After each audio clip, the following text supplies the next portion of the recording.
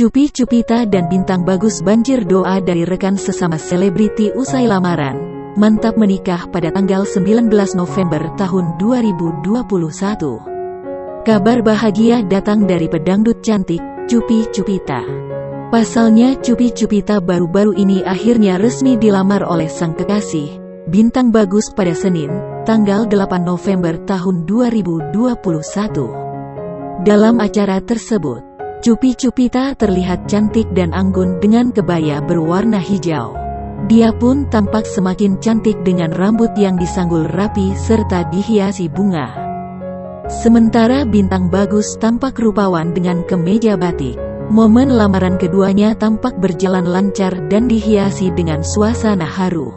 Wanita seksi 27 tahun itu bahkan terlihat tak kuasa menahan air matanya saat dilamar.